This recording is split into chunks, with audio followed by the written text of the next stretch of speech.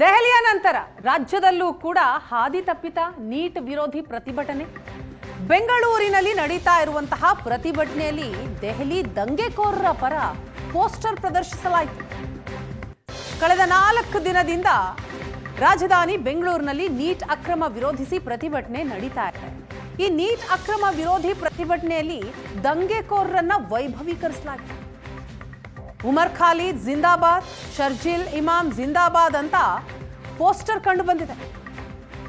ಉಮರ್ ಖಾಲಿದ್, ಶರ್ಜಿಲ್ ಇಮಾಮ್ ಪರ ಪೋಸ್ಟರ್ ನೀವು ನೋಡ್ತಾ ಇದ್ದೀರಿ ಸ್ಕ್ರೀನ್ನಲ್ಲಿ. 2020ರ ದೆಹಲಿ ದಂಗೆ ಆರೋಪಿಗಳ ಪರ ಬೆಂಗಳೂರಿನಲ್ಲಿ ಪೋಸ್ಟರ್ ಪ್ರದರ್ಶನ ಮಾಡಿದ್ದಾರೆ ಪ್ರತಿಭಟನಾಕಾರರು. ತುಕಡೆ ತುಕಡೆ ಗ್ಯಾಂಗ್ನಿಂದ ಈ ರೀತಿ ಕೃತ್ಯ ಆಗಿದೆ ಅನ್ನುವಂತಹ ಮಾಹಿತಿಗಳು ಬರ್ತಾ ಇದೆ. ಪೊಲೀಸರೇ ಏನ್ ಮಾಡ್ಕೊಳ್ತೀರಾ ಮಾಡ್ಕೊಳ್ಳಿ ಎಂಬ ಅರ್ಥದಲ್ಲಿ ಈ ರೀತಿ ಅಶ್ಲೀಲ ಪೋಸ್ಟರ್ ಅನ್ನ ಪ್ರದರ್ಶಿಸಿದ್ದಾರೆ. ಬೆಂಗಳೂರಿನಲ್ಲಿ ಕಳೆದ 4 ದಿನದಿಂದಲೂ ಕೂಡ ಪ್ರತಿಭಟನೆ ನಡೀತಾ ಇದೆ. ದೆಹಲಿಯ ಪ್ರತಿಭಟನೆಗೆ ಬೆಂಬಲವಾಗಿ ಈ ಪ್ರತಿಭಟನೆಯಲ್ಲಿ ದಂಗೆಕೋರರ ಪೋಸ್ಟರ್ ಪ್ರದರ್ಶನ ಮಾಡಲಾಯಿತು. ಪೋಸ್ಟರ್ ಪ್ರದರ್ಶನ ಮಾಡಿದವರ ವಿರುದ್ಧ ಹಾಗಾದ್ರೆ ದಾಖಲಾಗುತ್ತಾ ಕೇಸ್ ದಾಖಲಿಸುವ ಬಗ್ಗೆ ಕಾನೂನು ಸಲಹೆ ಕೇಳಿದ್ದಾರೆ ಪೊಲೀಸರು. ಅವರ ವಿರುದ್ಧ ಕೇಸ್ ದಾಖಲಿಸೋದಿಕ್ಕೆ ಚಿಂತನೆ ನಡೆದಿದೆ. ಬೆಂಗಳೂರಿನ ನೀಟ್ ಪ್ರತಿಭಟನೆಯಲ್ಲಿ ದಂಗೆಕೋರರ ಪರ ಪೋಸ್ಟರ್ ಪ್ರದರ್ಶನ ಮಾಡಿದವರ ವಿರುದ್ಧ ಕ್ರಮಕ್ಕೆ ಪೊಲೀಸರು ಚಿಂತನೆ ನಡೆದಿದ್ದಾರೆ.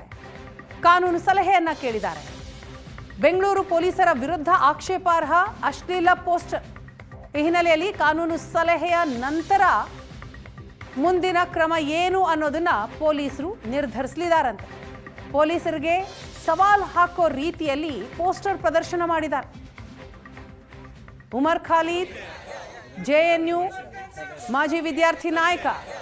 2020ರ ದಂಗೆ ಏನಾಯಿತು ದೆಹಲಿಯಲ್ಲಿ, ಆ ಪ್ರಕರಣದ ಆರೋಪಿ.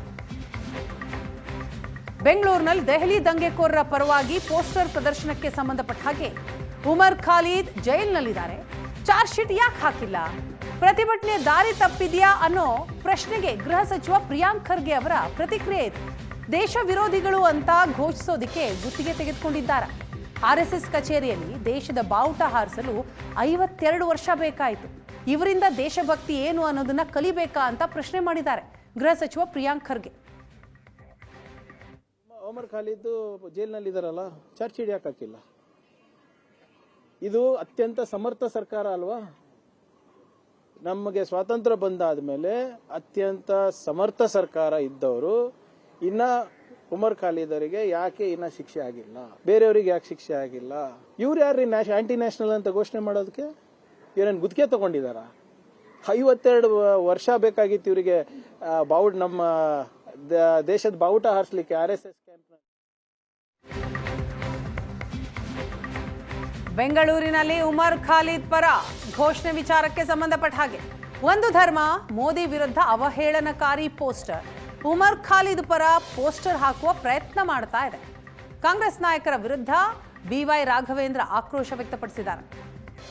ಯಾವುದೋ ಒಂದು ಧರ್ಮವನ್ನ, ಯಾವುದೋ ಮೋದಿಜಿ ಅವ್ರನ್ನ ಇಡೀ ಪ್ರಪಂಚ ಇವತ್ತು ಪ್ರೀತಿಸುವಂತ ಒಬ್ಬ ವ್ಯಕ್ತಿ ವಿರುದ್ಧ ಅವಹೇಳನಕರವಾದಂತ ಪೋಸ್ಟರ್ಸ್ಗಳನ್ನ, ಮತ್ತೆ ತಾವೇ ಹೇಳ್ದಂಗೆ ಉಮರ್ ಅಬ್ದುಲ್ಲಾ ಒಬ್ಬ ಟೆರರಿಸ್ಟು ಖಾಲಿದ್ ಅವ್ರದ್ದು ಕೂಡ ಆ ಒಂದು ಭಿತ್ತಿ ಪತ್ರದಲ್ಲಿ ಫೋಟೋಗಳನ್ನ ಹಾಕೊಂಡು ತೋರಿಸುವಂತ ಪ್ರಯತ್ನ, ಮತ್ತೆ ಇಂಥ ಒಬ್ಬ ದೇಶಕ್ಕೋಸ್ಕರ ಸಂವಿಧಾನ ಕೊಡ್ತಿರುವಂತಹ ಪ್ರಧಾನಮಂತ್ರಿ ವಿರುದ್ಧ ಎಷ್ಟು ಕೆಟ್ಟ ಒಂದು ಚಿತ್ರಣವನ್ನ ಬಿಂಬಿಸುವಂತ ಪ್ರಯತ್ನ ಇವತ್ತು ಕೆಲವು ದೇಶ ವಿರೋಧಿ ಶಕ್ತಿಗಳ ಒಂದು ಕೈಯಲ್ಲಿ ಕೊಟ್ಟು ನಡೆಸುವಂತ ಪ್ರಯತ್ನ ಈ ಕಾಂಗ್ರೆಸ್ ಕೊಂಡಾಡಿಕೆ ಮಾಡಿದೆ.